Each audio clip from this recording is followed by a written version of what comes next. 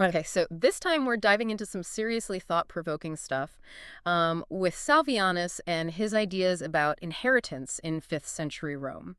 And I have to say, when I first heard, like, inheritance, I have to admit I was picturing, like, dusty old furniture and maybe a stamp collection. Right. Not exactly, riveting stuff. Yeah, but Salvianus, he wasn't really talking about your grandma's china set. Yeah. He was dealing with a society that was really on the brink, where the fall of the Roman Empire had everyone kind of examining their lives and their choices and really what they valued most. Yeah, it's almost like that feeling we have in the world now. Like, Yeah. things feel a little shaky and we're all wondering, like, what does it all mean? What really matters? Exactly. And I think for Salvianus, the issue of inheritance wasn't just about the legal documents, like who gets what. It was more a lens through which he explored greed and responsibility and what people hoped to gain in the afterlife. So paint us a picture. What was Salvianus like? Was he just some, like, stuffy academic or... Well, imagine a really fiery preacher calling out the wealthy and powerful in this time of crisis, Mm. because he saw how they clung to their riches, even as they faced death, even as they faced their own mortality, and it drove him crazy. You mean they were more worried about their stuff than, like, their souls? Yes, That's wild. it is wild. And Salvianus, he writes about these wealthy Romans on their deathbeds, and they're obsessing over their heirs' lavish lifestyles. Oh my God. And you think, can you imagine? You're about to meet your maker, and you're worried about whether your great-nephew is getting enough imported figs at your funeral feast. It's almost comical, It is. except it kind of reveals something really profound, right? Like they couldn't grasp the gravity of what was coming next. Precisely. Salvianus argued that wealth was a divine loan, not a personal possession to be hoarded.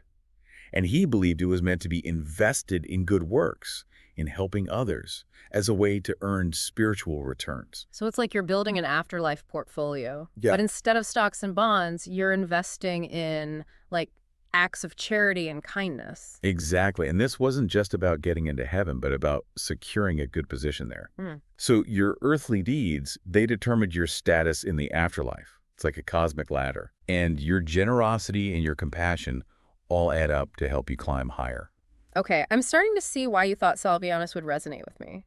He sounds intense, but also kind of hilarious in a way. Oh, for sure. Especially when you think about those, like, deathbed scenes he described. Oh, he doesn't hold back. Well, what's really interesting is how Salvianus connects this idea of wealth and the afterlife to family dynamics. Yeah. And this is where his message gets even more challenging and, frankly, a bit controversial, even for his time. Okay, so we're talking about family in 5th century Rome.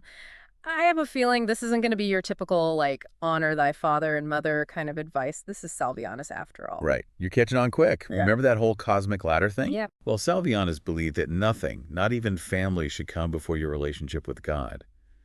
And that led him to some pretty radical conclusions about how parents should treat their children, especially when it came to inheritance. Okay, now I'm really intrigued. Give us the juicy details. What did he have to say? Okay, so imagine this. You're a wealthy Roman. You have multiple children. Some are living it up, right? Enjoying all the perks of your fortune. Right.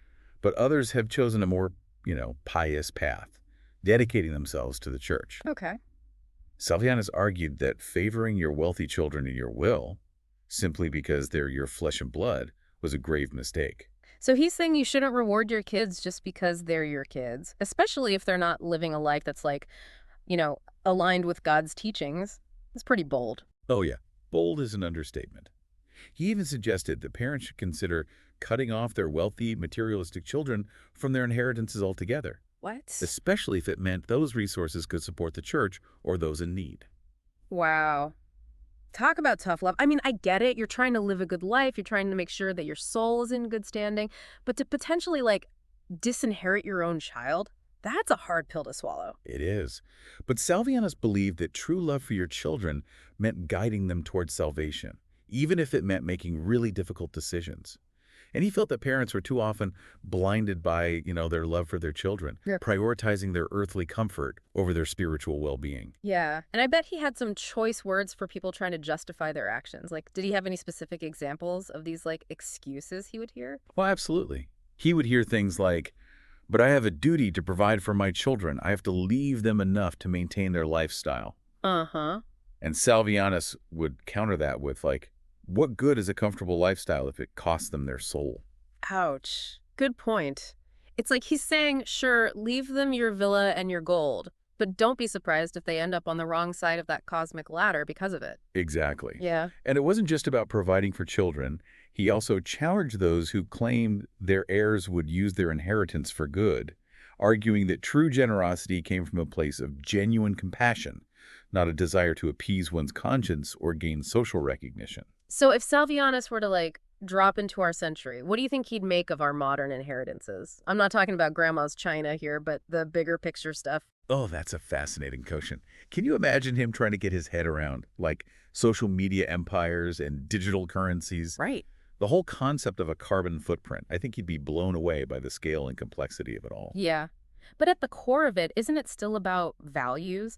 Whether we're talking about, like, ancient Roman villas or Instagram followers, it's about what we choose to prioritize, what we're actually choosing to pass on. Absolutely. Salvianus's message wasn't limited to just material wealth. Yeah. He was challenging people to think about their entire legacy, their impact on the world around them. It's like he's asking, what's your moral will? What values are you bequeathing to future generations? Yeah, that's such a powerful way to think about it. It's not just about the money or the stuff we leave behind, but the ripple effect. Our choices, our actions, the things we champion while we're alive. Exactly. Think about those influencers you mentioned. They might have millions of followers, but what happens to that influence when they're gone? Does it inspire positive change, or is it just fleeting digital noise? Okay, now I'm feeling a little self-conscious about my own, like, online presence. Salvianus would probably have a field day with my cat meme obsession. But seriously, he really makes you think about what you want to be remembered for. And that's the beauty of Salvianus. He might have been writing centuries ago, but his words, they still resonate because they tap into something timeless, this desire to live a meaningful life and to leave the world a little better than we found it. So what about you? We've been, like, diving deep into Salvianus's world. I'm curious, did any of his arguments, did anything particularly resonate with you personally? It's funny. I've always been drawn to history and ideas, but Salvianus reminded me that these aren't just like abstract concepts. They actually have real-world implications. Hmm. You know, he made me think about my own priorities and the values I want to embody, not just for some future reward, but like for right now. Well said. I think that's a perfect place to leave it. We journeyed back to 5th century Rome, grappled with some uncomfortable truths about, like, wealth and legacy, and hopefully we've all been challenged to think a little deeper about our own moral wills. Yes, definitely. It's a conversation worth continuing. Absolutely. Maybe over a glass of wine next time instead of with a, like, 5th century priest judging our every move. Thanks for joining us on this deep dive, and we'll see you next time.